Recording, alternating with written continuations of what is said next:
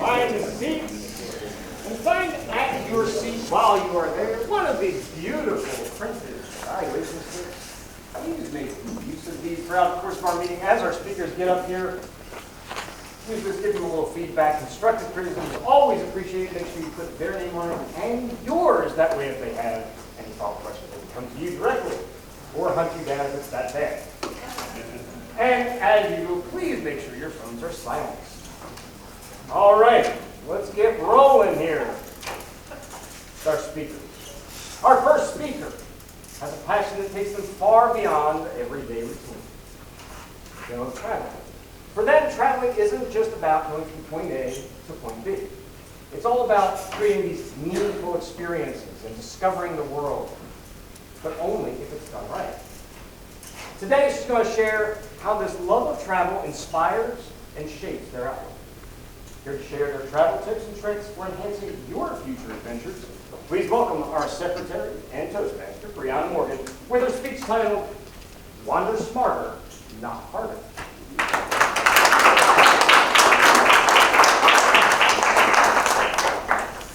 Good morning, fellow Toastmasters and guests. Good morning. I'm very excited to be giving you all my second speech this morning. If you were here for my first speech, I spoke about how one simple mistake could have changed my entire life trajectory. That mistake was reading my college admission letter wrong, which was a blonde moment, I will admit. And today I'm going to be adding on to that original speech, going into the things y'all were really interested in hearing about, which was my time traveling abroad. If you recall from my first speech, I spent my entire freshman year in Valencia, Spain, and senior year in London, England.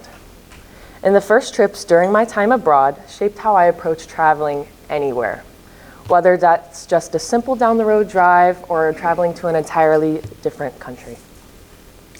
Now, the story I'm about to tell is the first time I'm going to be admitting to a lot of things, so this will be very interesting.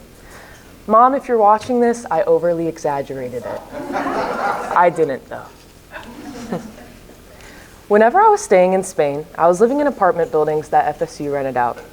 I got put into an apartment building right next to the Virgin Mary Plaza, which was a prime spot for Spaniards to celebrate their national holidays and hold events. So, awesome spot.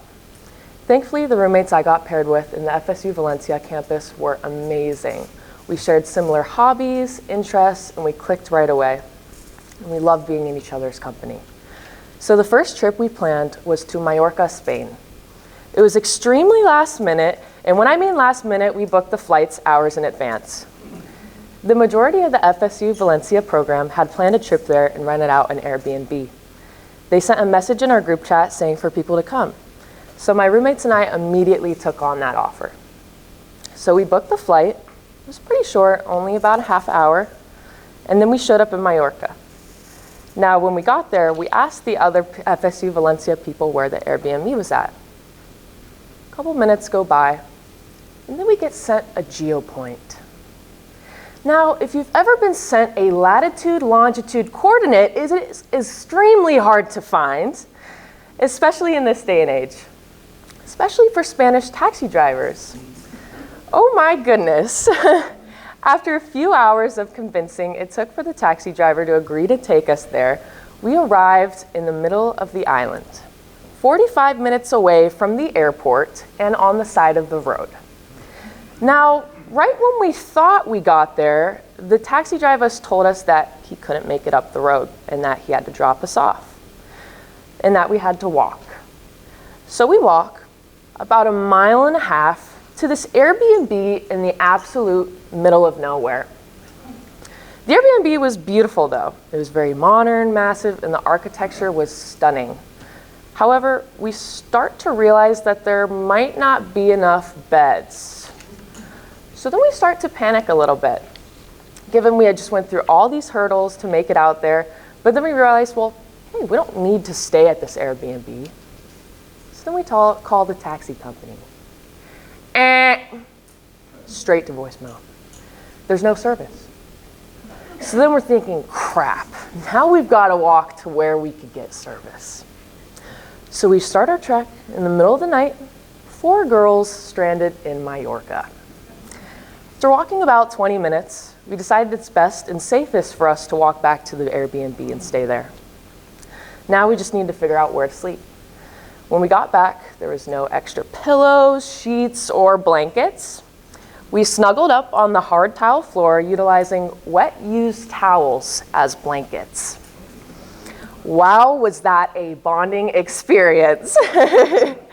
Now, eventually we did make it out of there after additional hurdles, but these experiences taught me more than I could have ever imagined.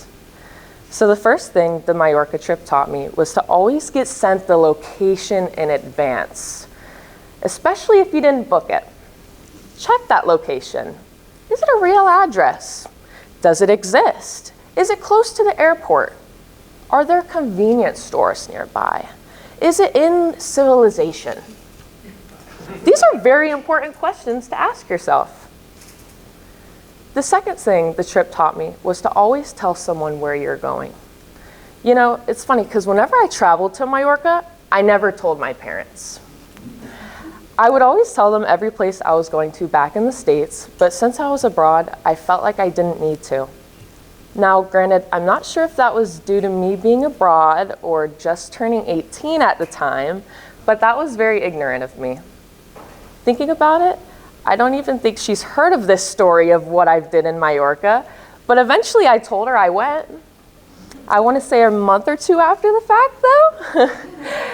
I could have never had the chance to say goodbye if something terrible did happen. And things could have very easily gone south, walking in desolation in a group of 3 other 18-year-old girls. The third and final thing I learned was to travel with people you enjoy being around. Personally, I got lucky in this situation because I happened to get paired with random roommates whom I actually like and am very, very close with still to this day. You could have the worst trip imaginable, straight out of a movie scene, but still have the best experience ever. Now, I hope y'all learned something from my speech this morning and could apply it to your own lives when traveling. It's always important to wander smarter and not harder. Thank you.